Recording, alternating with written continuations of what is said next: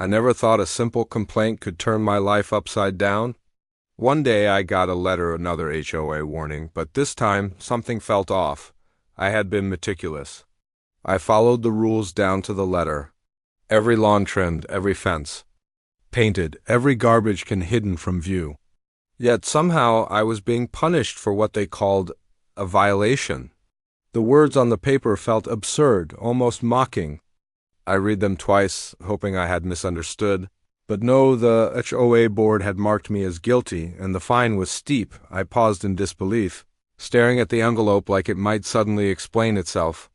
"This can't be real," I muttered. I had seen neighbors get warnings for trivial things before someone's trash can left out too long, or a bush growing past the sidewalk, but my home? Perfect, impeccable, and yet I was on the receiving end of their wrath. I felt a tight knot in my chest, frustration bubbling beneath the surface. I had a choice.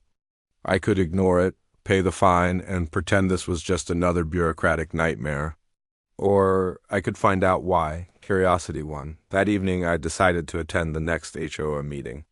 I wanted answers. I wanted to look the people punishing me in the eye and understand how someone who followed all the rules could be considered a problem. As I walked in, the room smelled of stale coffee and old wood, a kind of mustiness that reminded me of waiting rooms at the doctor's office. I nodded politely at the few familiar faces, neighbors, mostly quiet, some with mild curiosity. Everyone looked small in the fluorescent lighting, the kind that makes a room feel too large, too echoey, and too cold. The meeting began with the usual announcements, mundane matters, and repetitive rules being read aloud. I sat quietly, notebook in hand, my fingers tapping nervously against the leather cover. Then it happened. Someone brought up the new violations. I listened carefully, almost expecting my name to be called. And there it was. My address, bold on the screen, followed by a list of infractions. I felt the heat rise to my face. My eyes narrowed, scanning every claim. Every single one of these rules I had already followed.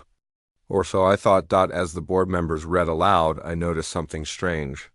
One of them, the treasurer, referred to a policy about fence heights, claiming my backyard fence was in violation. I immediately recalled measuring it with a tape, just last month, making sure it complied with HOA standards. My brain raced. Had I misread something? Did I measure wrong? But then my eyes caught something in the documents he was holding. The height of my fence, according to the official HOA regulation book, was clearly listed, and it matched mine perfectly. My blood ran cold. How could they punish me for something that was literally allowed? I shifted in my seat, trying to remain calm while the room continued on autopilot. Another member complained about my driveway, claiming my decorative stones were non-compliant. I glanced outside the window and saw my neighbor's driveway's stone patterns. Decorative pavers, even a small garden gnome, none of them had been called out. None. My heart pounded. I had proof. I had documented every inch of my property, taken photos, compared them with HOA rules. Yet here I was, the target, while others got a free pass. The more I listened, the more I realized something shocking. These rules were not being applied equally. Some people received warnings for trivial matters, others went unnoticed for far more blatant violations. But what truly froze me in place was when I caught the vice president of the board. I saw him mark a neighbor's glaring violation as compliant while doing the opposite with mine. The evidence was right there in his hand, the policy book, open, and his own notes contradicting what he claimed aloud. My mouth went dry. How could they be so brazen, punishing one resident while ignoring others? I sat back, trying to gather my thoughts. Part of me wanted to stand up, shout, confront them right there. Another part of me felt frozen, unsure of how to proceed without losing my composure entirely. I realized this was bigger than just a simple complaint. This was about fairness, justice, and accountability. And suddenly a small spark of determination lit up inside me. I wasn't going to let this slide. I began taking careful notes, documenting every discrepancy, every contradictory statement, every instance of bias I could see. My hands shook slightly, not just from anger, but from the adrenaline of discovering the truth. It was astonishing, almost surreal, how a board that claimed to uphold rules and standards could so clearly break them, and all while punishing a resident who had done nothing wrong. The tension in the room thickened, though no one seemed to notice my scrutiny. I realized at that moment that I had become more than just a passive resident. I had become a witness, an observer of injustice unfolding in real time. The meeting dragged on, but I could barely focus on the monotone voice of the president reading off other agenda items. My mind replayed every moment, every violation, and every contradiction. Something inside me hardened. I knew that by the end of this I would have to take a stand. I would have to confront these board members, not with anger, but with undeniable evidence. And maybe, just maybe, this would be the moment that would make them rethink how they treated residents like me, those who followed the rules, yet were punished unfairly for trivial matters. And as I left the room that night, the tension lingering in my chest, I knew one thing for certain.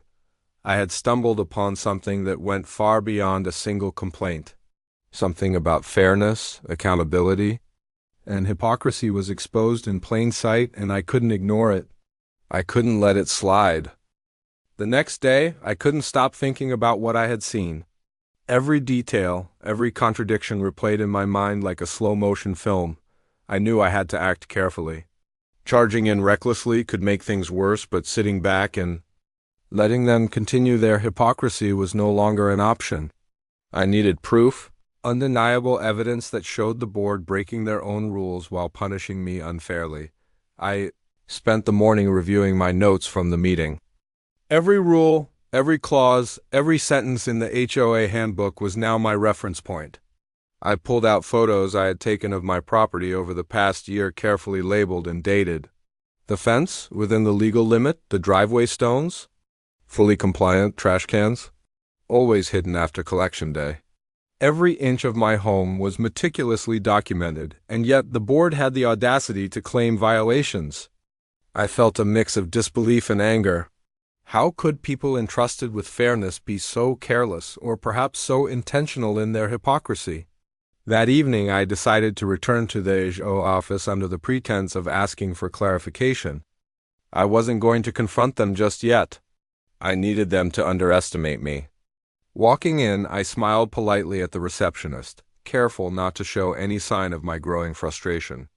I asked questions casually about some minor rules, trying to get a sense of their behavior without revealing my plan. They spoke confidently, reciting rules as though memorized, but each answer subtly contradicted the official handbook. My pulse quickened.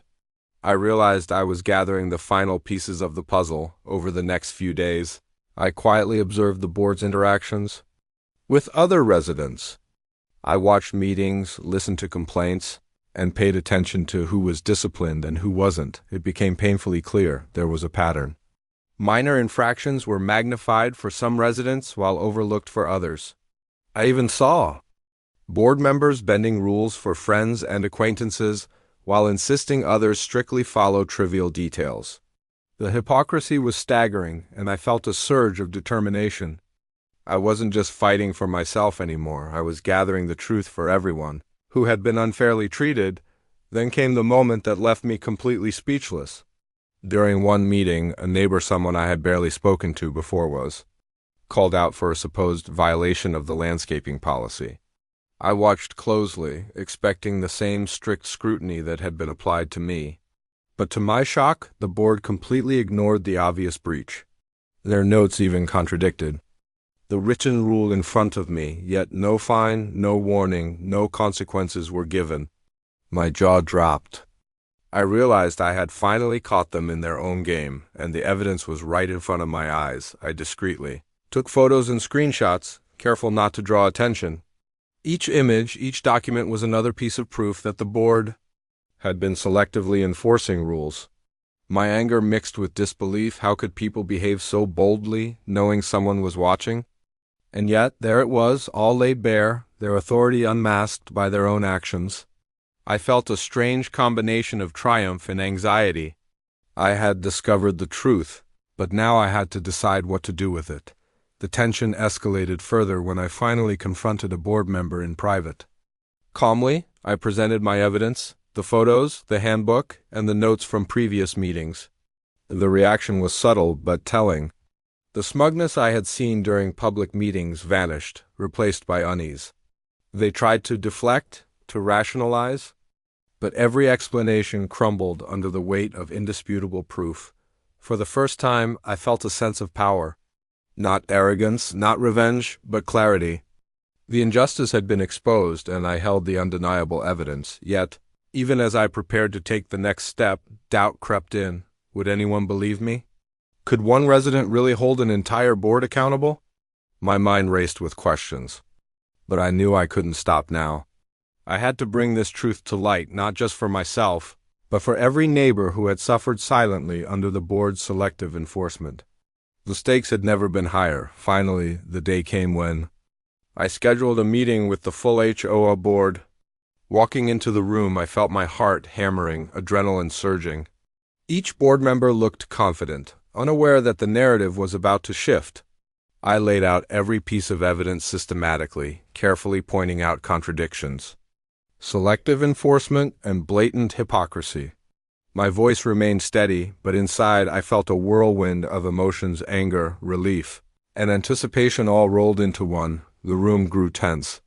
The casual arrogance I had seen before was replaced with awkward glances and whispered comments. They couldn't refute the evidence.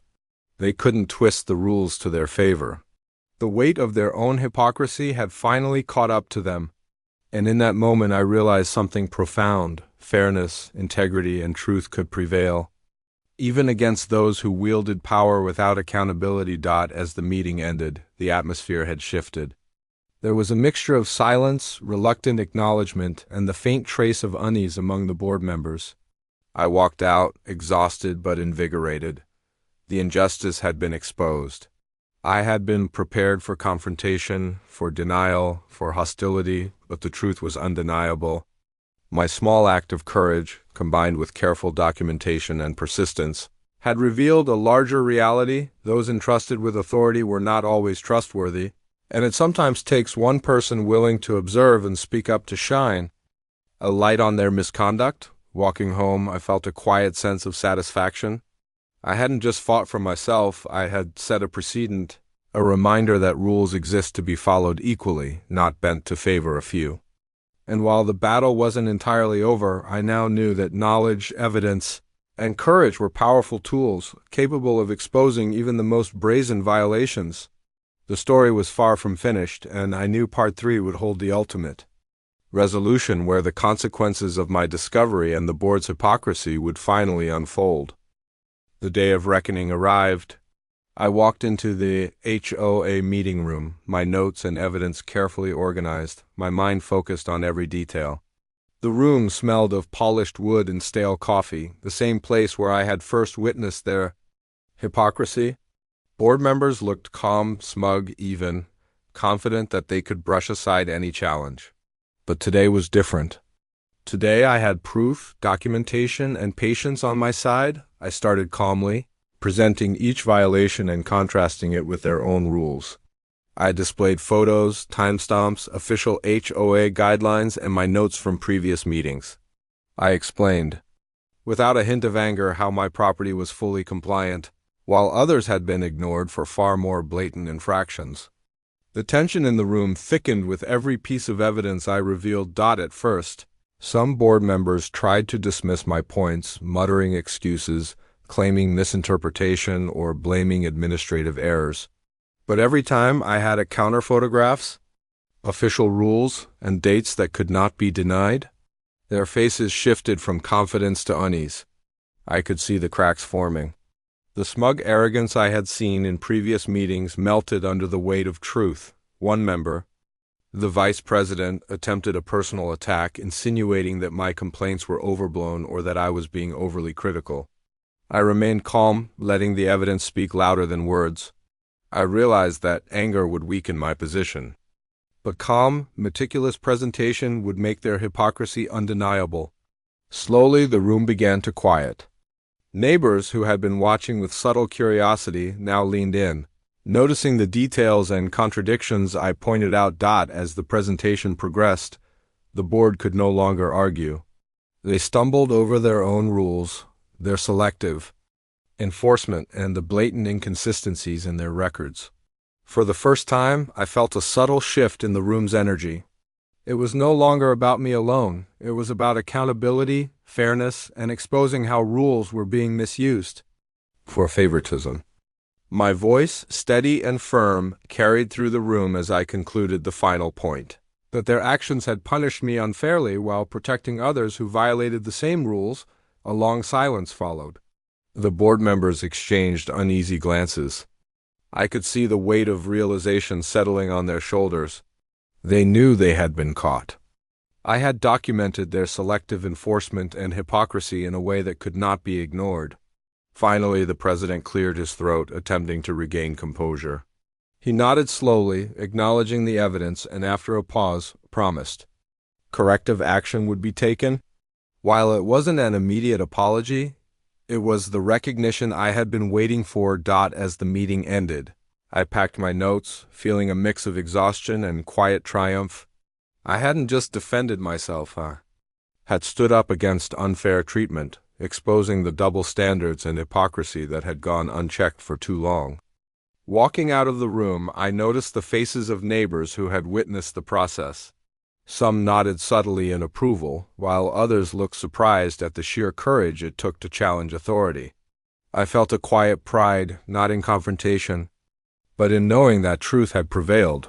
Days later, I noticed changes. Warnings were issued more carefully, rules were enforced more consistently, and neighbors seemed to approach the board with renewed confidence that fairness might finally be possible. I had sparked something small but significant, a reminder that authority must be held accountable, and rules exist to protect everyone, not to punish selectively. Reflecting on the journey, I realized the lessons went beyond property violations. I learned that courage, preparation, and persistence could overcome intimidation. I discovered that authority is not absolute. It is human, flawed, and accountable. And perhaps most importantly, I understood that one person willing to stand for fairness, armed with truth and patience, could create meaningful change even in the face of powerful institutions. Sitting in my backyard that evening, I looked around. My perfectly compliant property. Every fence, stone, and garden corner now seemed to reflect not just personal effort, but a triumph of fairness over hypocrisy. The sunlight cast warm shadows across the lawn, and I felt a deep sense of satisfaction. I had turned a trivial punishment into a lesson on justice, proving that even those with the smallest voice could hold the powerful accountable. And as I closed the notebook that had documented every moment, every violation, and every contradiction, I smiled. The HOA had underestimated me, but I had proven that truth, patience, and careful observation could not only protect me but also inspire change. That day I realized something powerful. Standing up for what is right isn't about confrontation, it's about clarity, persistence, and letting the facts speak louder than fear. From that point forward, my life with the HOA changed, not because I sought revenge, but because I demanded fairness. The lessons I learned were clear. Authority is human, rules can be manipulated, but truth and preparation are stronger than intimidation. And as I looked out across the neighborhood, I knew that one small act of vigilance and courage had made a lasting impact, reminding everyone that integrity is a force that cannot be ignored. The story ends not with anger, but with a quiet victory, a testament to the power of observation, persistence, and standing up for what is right, even when the system seems stacked against you. And for anyone facing similar injustice, the message is clear: document, observe, and never underestimate the power of one person determined to expose the truth.